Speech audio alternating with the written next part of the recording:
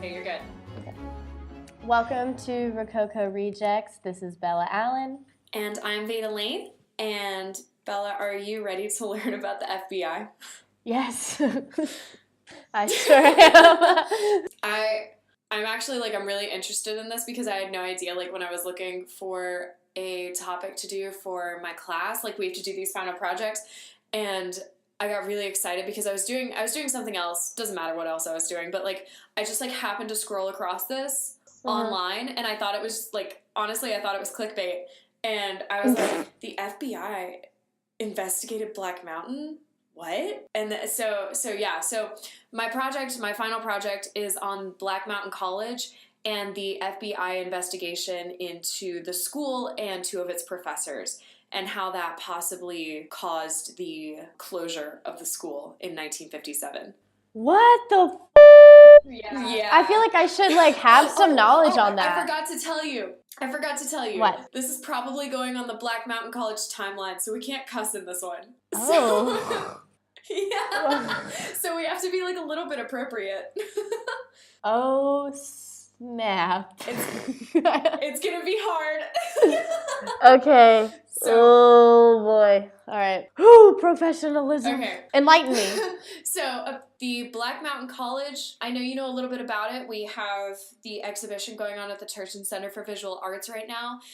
The Black Mountain College was an experimental college founded by John Andrew Rice in 1933 in Black Mountain, North Carolina, which is near Asheville. It's about a 20-minute drive out from Asheville. You can still visit the campus today. It was founded by John Rice, Theodore Dreyer, Frederick Georgia, and Ralph Lounsbury. I hope I pronounced Lounsbury right. But they were dismissed as faculty from Rollins College, and Rice was actually dismissed multiple times from multiple places. At opening, there were 10 faculty members and 19 students that opened this college. The college was committed to being interdisciplinary in nature and prioritizing art. Rice modeled the school off of the Socratic method of education, and from Rice he says, posing questions and encouraging students to discover their own paths to answers rather than regurgitating information, which honestly sounds quite nice. Oh, yeah. Yeah, there's another quote from Rice that I have.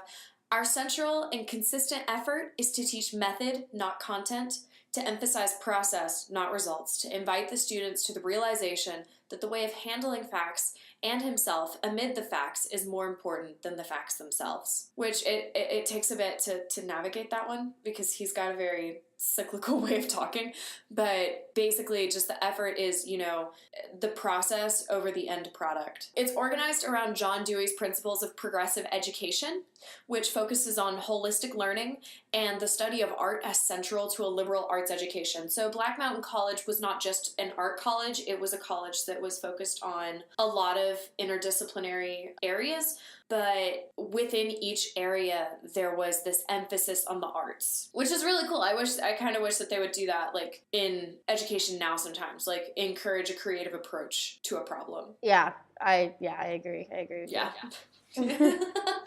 So John Dewey and John Rice met in 1931 and obviously got along pretty well. Wait, did you say John Deere? John Dewey. Oh. I was like, what the hell? Okay, sorry. So John Dewey and John Rice met in 1931, 2 years before opening Black Mountain College. Dewey promoted experimental and innovative learning through self-directed experiences outside the classroom. Dewey argues that schools have an essential function by creating well-informed individuals. Here's a quote from Dewey. The criterion of the value of school education is the extent in which it creates a desire for continued growth. So another thing that's really cool about this college is no one was turned away from this college. People could just come here. Oh, that's awesome. Black Mountain College and seek out their education because there was a tuition, but even if people couldn't afford it, they were still accepted to the college. It was kind of I think it was kind of pay what you can. Okay. And you show up at the college and essentially you contribute to the actual functions of the college. Students were there to build the buildings. Students were there to farm the land and provide the food. So it was a very self-sustained college. So Dewey visited this place multiple times and he donated hundreds of books to their library. Graduation at Black Mountain College which this is very interesting. Graduation meant, according to the first college catalog, completing, quote, comprehensive tests of a student's failure or success in meeting responsibility. Oh. Only 60 students graduated from Black Mountain College, which it was basically students would apply to graduate when they felt like they were ready to graduate. And I think that they would submit a proposal, or they would have kind of like how when I do my thesis now, like I submit a proposal and I have a board, and these are people who know me and know what I'm trying to do. And I think it's just they determine whether or not I'm ready and whether or not I've got all my stuff together. Right. So, okay. Students only took exams when they felt ready. And some example questions of exams, and I love these. One of the questions from one of Joseph Albert's classes is, what did you learn from our studies with fall leaves? What do you think should be done about the Negro problem in the U.S.? And what do you think we will laugh at in 20 years now that we take very seriously today? Oh my God. Yeah, very broad questions, very like socially based questions. But what a way to learn. Like that's, I don't know. I appreciate the question. I mean, the open-endedness of the questions, I guess. And just, I don't know.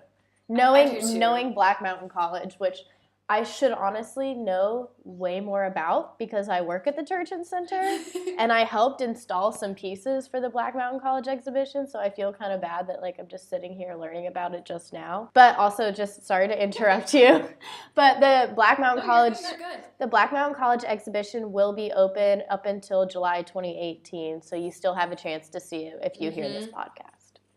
Okay, sorry. There are a few national exhibitions traveling around right now. I know that I went to the North Carolina Museum of Art in Raleigh, and I just happened on an exhibition on Black Mountain College. So, like, you're just kind of finding it. The Rehappening just happened recently in Asheville, and I think they do it every year. So that's an event that people could go to. But essentially, Black Mountain valued a testing process and questions that test the students' critical, creative, and responsive thinking over just how much knowledge and how much information that we can soak up and then spit back out. In the creation of the college, John Rice sought to dissolve distinctions between curricular and extracurricular activities that conceived of education and life as deeply intertwined and that placed the arts at the center rather than at the margins of learning. Oh, and appreciate it. Yeah, right? Oh, that's awesome. I know I'm giving a lot of background information, but I think that not so much like the founding of the school, but I think that the educational principles of this institution are important. Oh, yeah. In order to understand why the FBI and why the government sought out not only the college and where the funds to the college, like at the college were going, but the people who were being investigated by the FBI. No, I agree with you. Because these educational principles, like everything about it, like the way the college operated just drew a lot of suspicion. Mm-hmm. Black Mountain College was more democratic, and it used faculty and students instead of trustees to lead the board, which sometimes prevented decisions from getting made because, you needed all the faculty and all the students to agree in order for something to pass. But everyone also shared housing duties around the campus, including, this is a quote from, I believe, Leap Before You Look, the book by Helen Molesworth. Collective tasks like washing dishes, farming, and cutting firewood for the main hall. Student Ann Chapin recalls, there was the daily work on the farm for a great many of us. In winter, pruning apple trees. In fall and spring, working in the garden.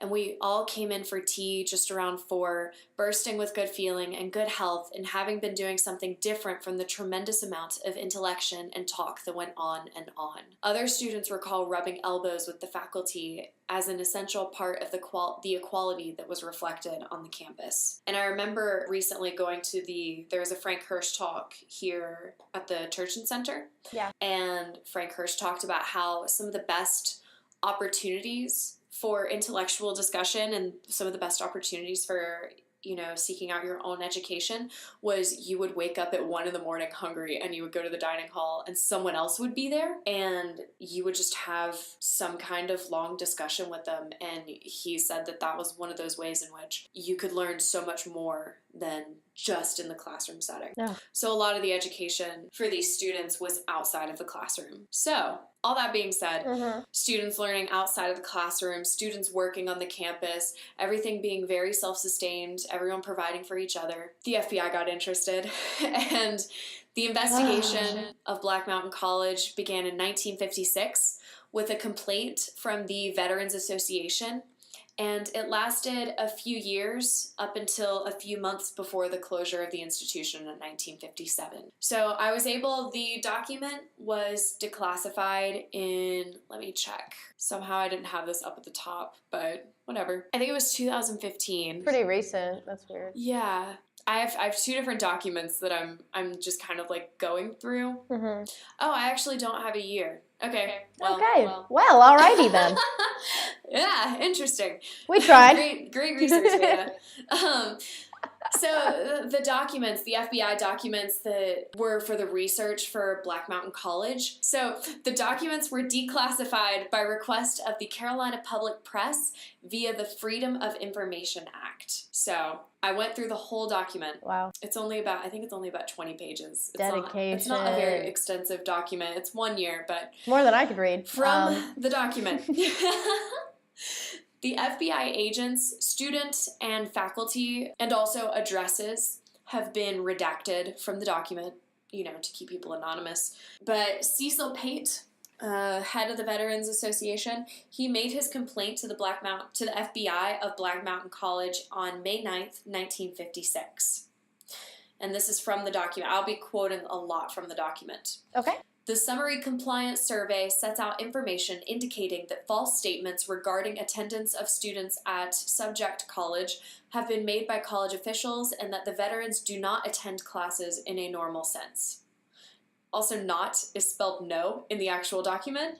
That's just basically to say they keep no record of such attendance. So the college was supposed to send out documents to the Veterans Association for, I think it was 9 out of 26 students, I believe, were veterans. And these students were using the GI Bill from the government, but they could give no solid record of when they were attending class. The Veteran Administration officials have taken steps I can't talk today. I just want to be very clear about that.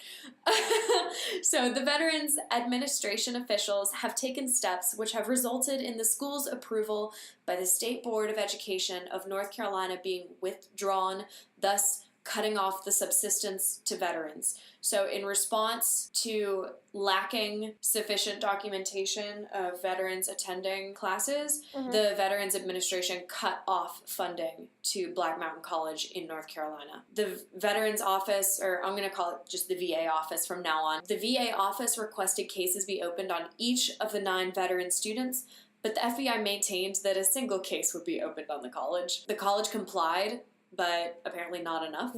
They claimed they had compiled in substance with the provisions of these documents, but had insisted that they did not comply in detail and that their scheduling of classes was on an irregular basis. The college was reapproved on a limited basis to support veterans at the college after a conference on June 6, 1956, including Black Mountain College officials, VA representatives, and representatives of the state of North Carolina. And on June 20th and 21st, 1956, 3 of the veterans were interviewed and advised that they had received instruction equaling or exceeding the amount indicated on their respective certificates of enrollment, and that they had no absences from classes which had not been made up. They each stated that they knew of no attendance records being kept by the school, but explained also that the total enrollment was only about 26 students, and that absences would have been noticed if there had been any. Yeah, exactly. So it's not like at a usual university where you have like 26 students, but that's each class, and that's like different students each time. It's 26 students, like just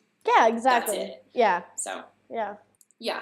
So the treasurer of Black Mountain College has been redacted, but the treasurer at Black Mountain College admitted information furnished VA was inaccurate, but claimed all 7 veterans in attendance received instruction equaling or exceeding clock hours reporting to the VA. The compliance survey by Pate mentions that one student veteran attending the college lived 92 miles away from the Black Mountain campus, and although he did printing for the institution, it was believed by the VA that the veteran was absent from the institution on the dates where they made their compliance survey, in which the student received full attendance. So apparently they lived too far away to actually be in the place that the college claimed that they were at the time. There are statements by students in the documents. Students cannot give exact days or hours of study, but give in detail what they have accomplished at the college, and that any absences on their account have been made up for. Each student acknowledges that the instruction wasn't given on a regular basis,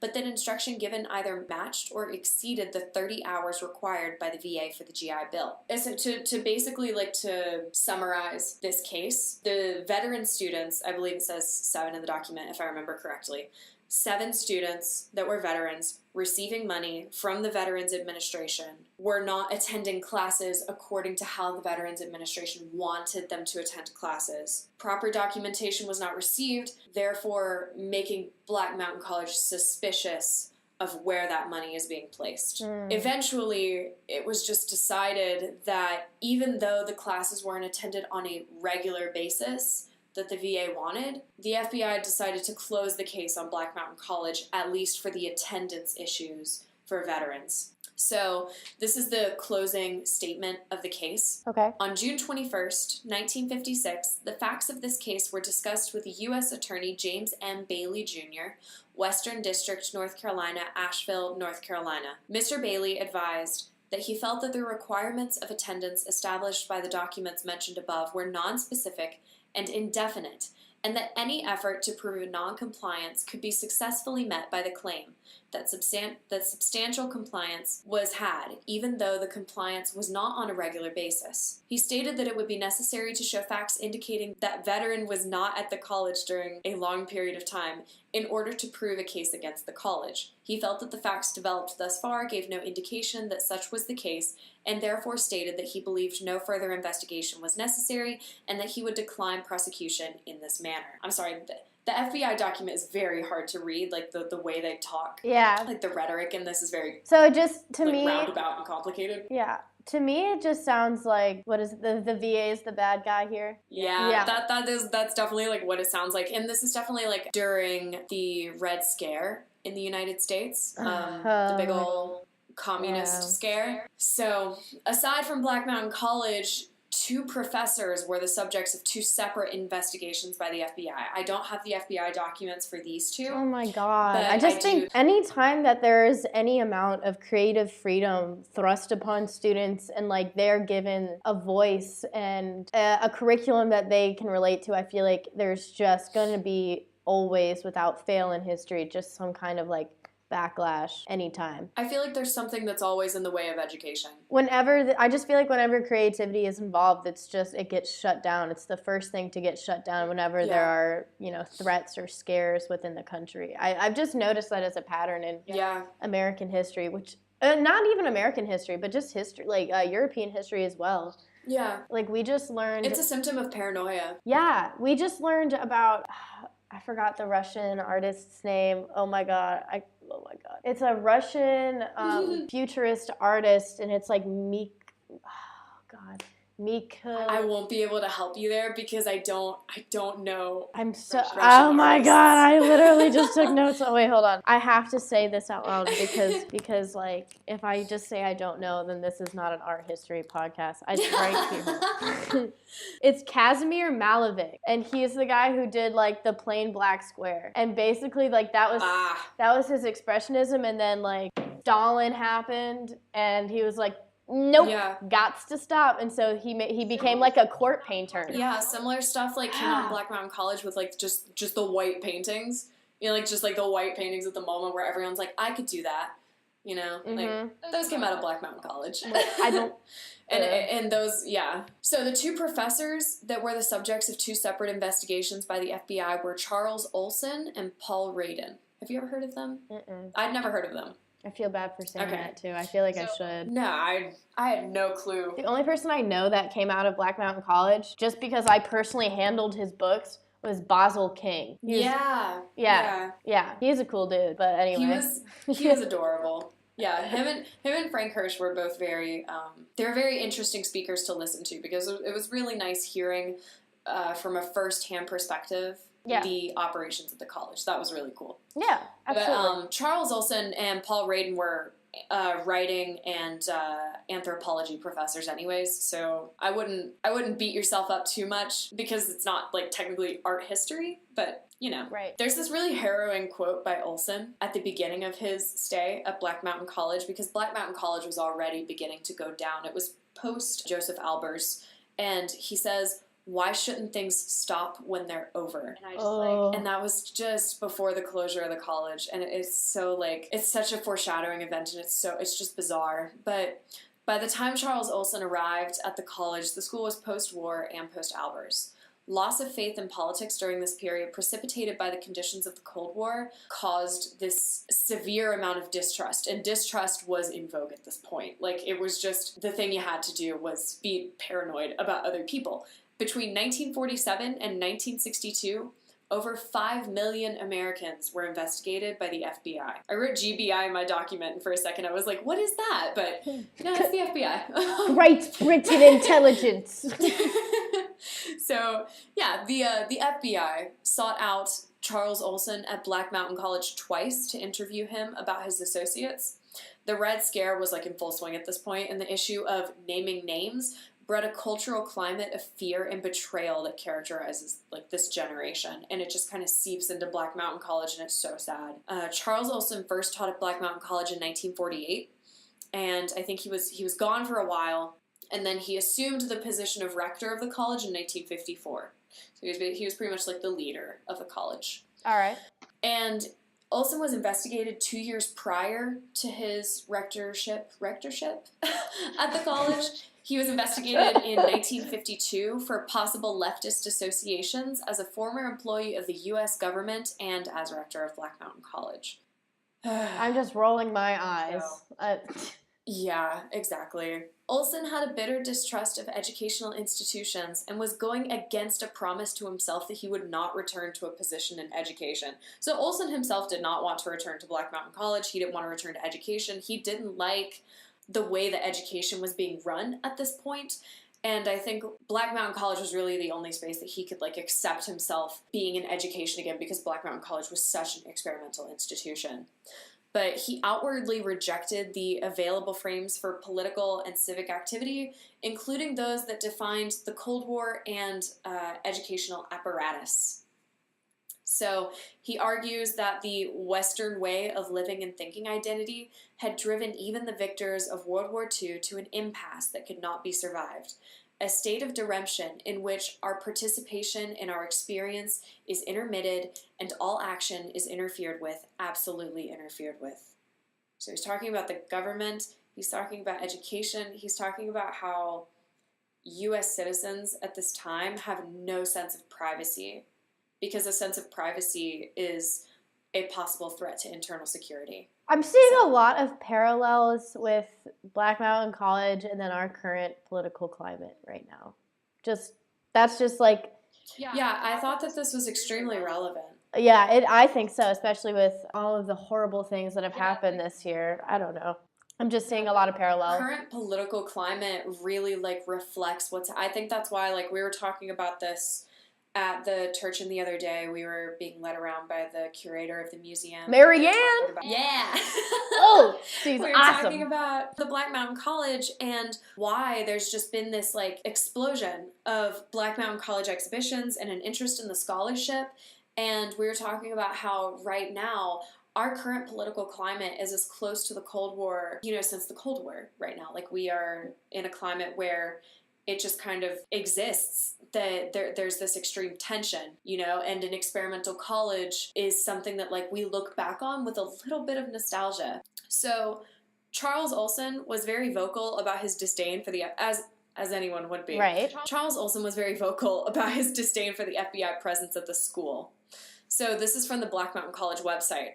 For Charles Olson and others, the snooping men signified a dark and intimidating specter looming above the entire college, and the harassment of the agents sparked anxiety of possible bureaucratic turmoil, unjust prosecutions, and even blacklisting.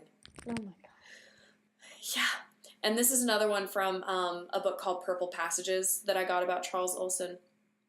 He analyzes this visit as a further exemplifying that rupture in U.S. history just before the Civil War, in which the male principle did itself in by believing in two lies. The two lies are the FBI agents.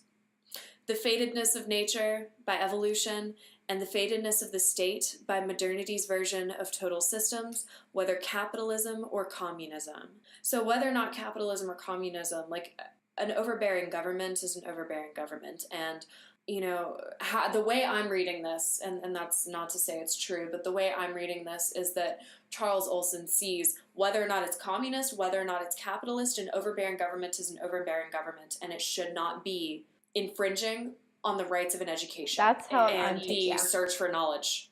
So that was Charles Olson. Paul Radin was one of the most suspected faculty at the college. He was a little bit more open with his, even though Charles Olson seems really like open about his perspectives on things, Paul Radin's a little bit more, I don't want to say radical, that's such a harsh term, but he was a little bit more open with his opinions.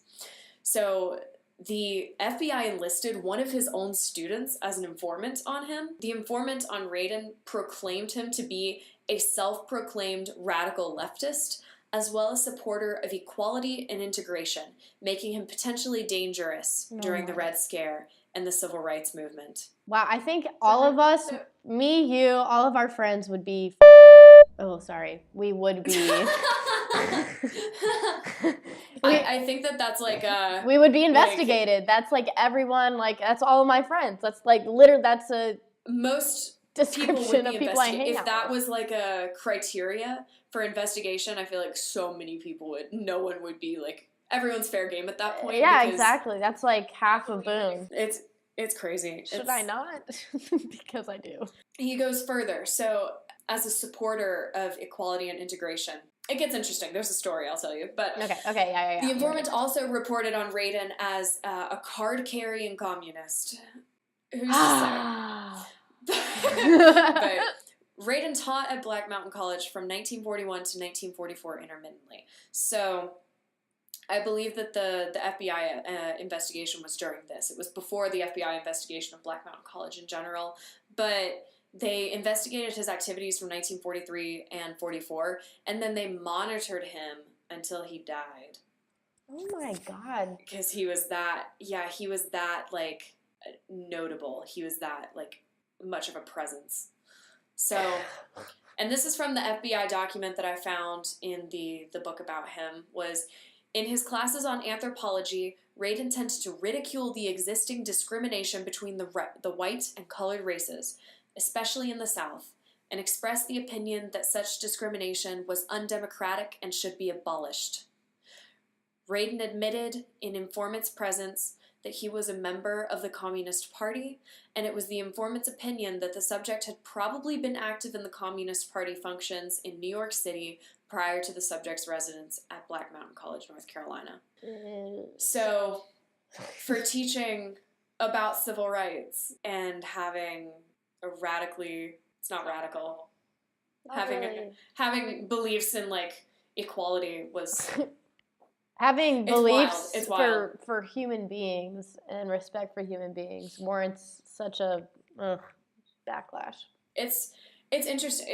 So in 1944, here's my story about how his he's so protective of his students, and this is how it manifests. In 1944, 2 female students of Black Mountain College were arrested in Knoxville, Tennessee, on charges of, and this is the word that's used in the document, on charges of prostitution, because we are not actually let known what they were doing, but I think it's doubtful that it was actually engagement in sex work, because they were charged on this while associating with several Black residents of the city. This is like, it's the most vague. We don't know what these female students were doing. We don't know what was going on. We just know that they left the campus, they were hanging out with people, and then they got arrested on charges of quote-unquote prostitution. And Radin defended these 2 students in front of the college. He defended these 2 girls and said that they were victims of a bad class-conscious society. Woo! Props to him. Hell Props to yeah. him. And then Radin's contract at Black Mountain College was discontinued for this statement. Oh my god. So, which is kind of ironic because Black Mountain College was opened as a college that was supposed to be not only interdisciplinary, but was supposed to bring in a diverse population. So they were in support of integration, but they were hesitant about it because of the location of the college being in, Jim Crow era North Carolina. Yeah, right. I mean, being in the South probably has a lot to do with it. And they were afraid that it would radicalize members of certain parties that would do harm to students at the college. They were renting the buildings too, so they really couldn't afford to. The college was always struggling monetarily. Yeah, actually just a little bit, not really off track, but going back to the college's money thing. I don't know the teacher's name, but just like a really cool tidbit. When I was helping the curator at the Turchin Center, Marianne, and the other art preparators there, me and my friend Melanie, we got to handle an original Melanie.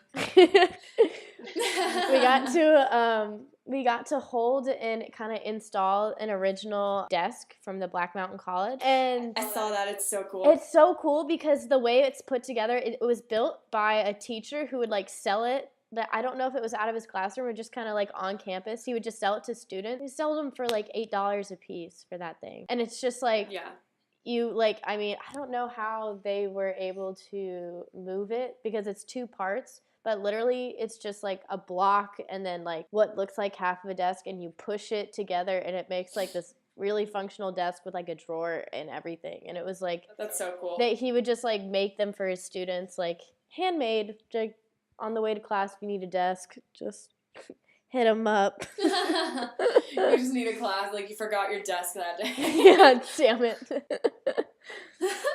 No, that's awesome. No, the ability for Black Mountain College to sustain itself as much as it did for such a period of time is really impressive. Mm-hmm. And I think that's why it's so sad that like the FBI investigation was so detrimental to an already struggling institution. Mm-hmm. But yeah, so yeah, in the mid-1950s, going along with that, in the mid-1950s, the attendance of the college was declining and funding was waning. So usually the college would like lose all its funds. They'd try to be raising money. An anonymous donor would donate money and they'd be able to subsist for another year or another few months, Mm-hmm. So it was really on the charity and the belief in this college that kept it running. Yeah. And members of the college recall actually selling the school piano for money. And that's how many. So officially 9 out of 23 students at the Black Mountain College were veterans at the time. I wish I could have found that earlier, but I'm sorry, I just want to correct myself and say,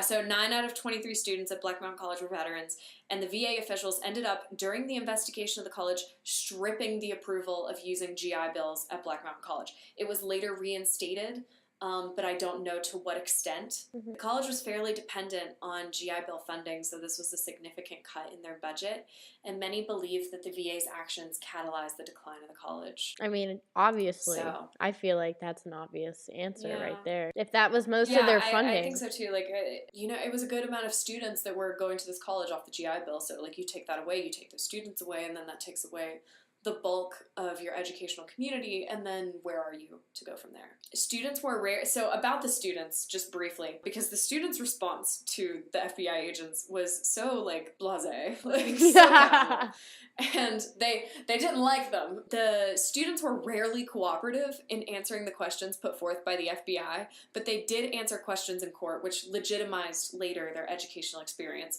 So in talking about the FBI document in regards to the GI Bill and the VA and funding, students were eventually brought to court in which they testified to the extent of their own education. Jonathan Williams was one of the students tracked down for questioning, and this is one of his statements. I don't think this was his statement to the FBI. This was just a general statement that he made later. Okay. He said, "While there may appear to be some laxity in keeping records by the college, I do not feel that there has ever been any intent to misrepresent anything to the Veterans Administration. Because of the free nature of the college, the student is equally responsible for the maintenance of requirements, and in my own mind, I consider that this has been done at all times." Also, there are rumors that like students would like just to scandalize the FBI agents and prove their worst fears. essentially students would go out in the snow because the FBI agents would just kind of lurk around campus in their trench coats and be kind of creepy. So students claimed that they would go out into the snow barefoot and put out their cigarettes with their feet. And I love it. It's such a passive aggressive way of saying, like, you get out of here. Like, that is awesome. So. That is something I would do. I know that's exactly what they did, and I thought it was like such a. I love it. I think it's adorable. That's a perfect response. Adorable is such a weird word, but I think it's an appropriate response to what was going on at the time. And just if you want to mess with someone who is lurking over you, you put a cigarette out with your foot, and then that confirms their worst fears of this crazy, obviously communist experimental school. Those crazy commies. Integration, inequality. Putting their cigarettes out with their feet.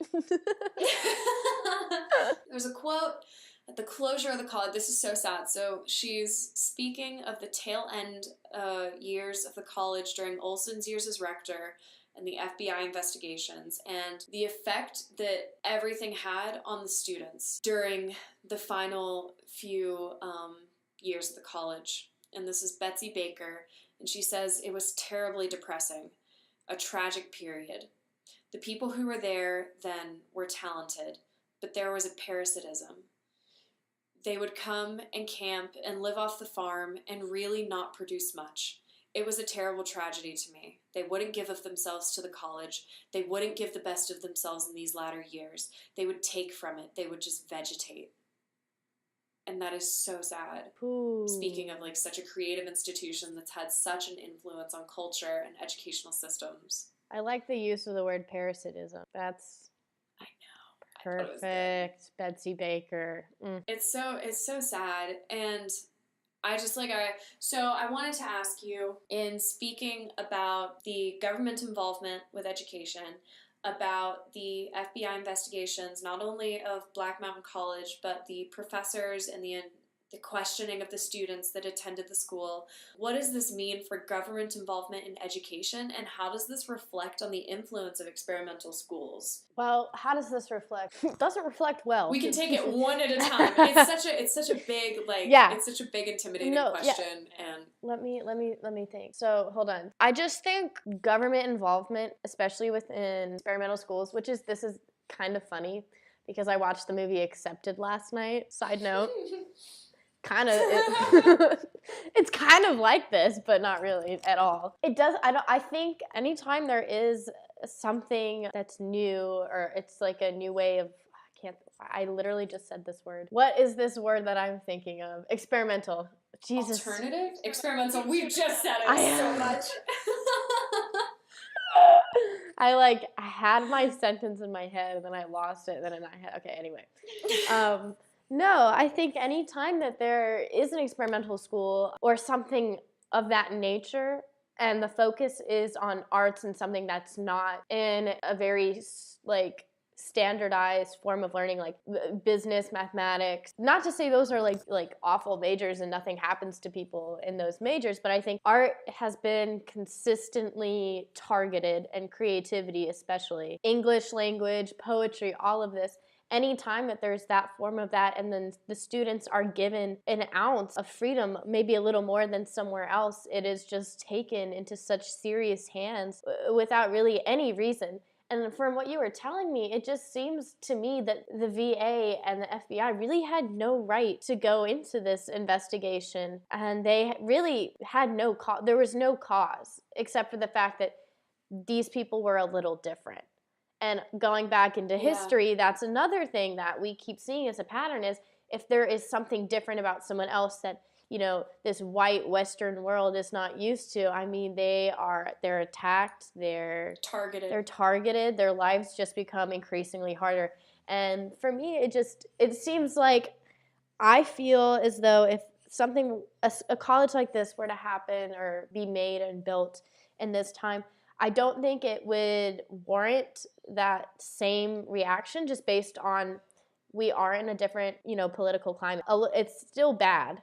We're not in a great political climate right now, but I think we have reached a point in time where we could possibly have something like that. I know there are a lot of schools like Warren Wilson who function kind of on a parallel level as Black Mountain College, but I can't speak about it being exact same because I am not entirely sure on their curriculum and their curriculum policy. But I just think that what happened with Black Mountain College after hearing this is tragedy. I mean, they produced a lot of I had no idea that it happened. I mean, I really encourage the idea of letting the student make their own schedule, make their own discipline, and giving them the time to work on their skill or their craft.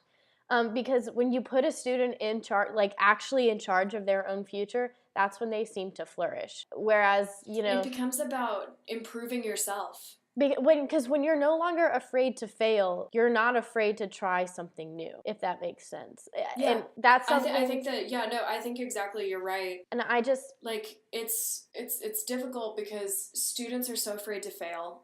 We're not at least I wasn't brought up in a culture where it was okay to necessarily fail.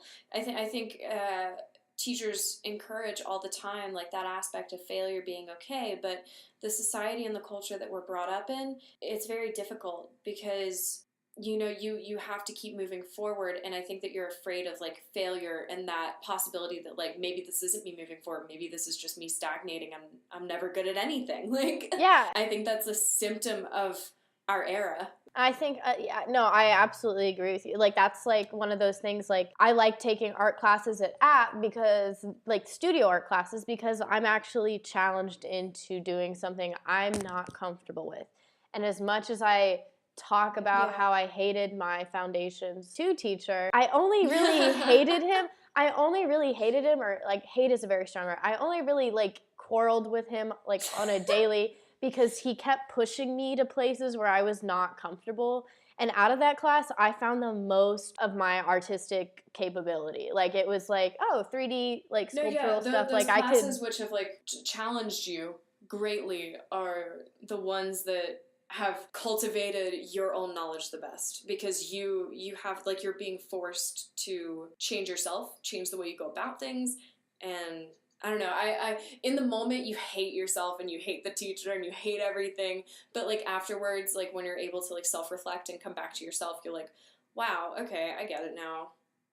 Yeah, like I think about it and I'm like, oh, dang. And it's only until after getting out of the class, which I hate, that I'm like, oh, like, I learned a lot of different things that I'm really glad that I learned about. And like, I consistently did not get great grades on these projects. Like, they were consistently like 70s to 80. And I was like, oh my God. And I think that's the hardest part is like, you try so hard and you experiment, and then you're telling me that like you got 70s and 80s, and I think that's what keeps people from experimenting. Yes. Because I'm so afraid of getting a bad grade. That's how I am. And like, that's what's always held me back. Me on my roll with like, I'm gonna get chancellors this semester, I was like, this can't happen to me. Like, I cannot afford this. But I don't know. Yeah, I'm 0.02 points away from getting summa cum laude. What is that? It's the highest Latin honors that you can get. Yeah. Oh boy. Okay, so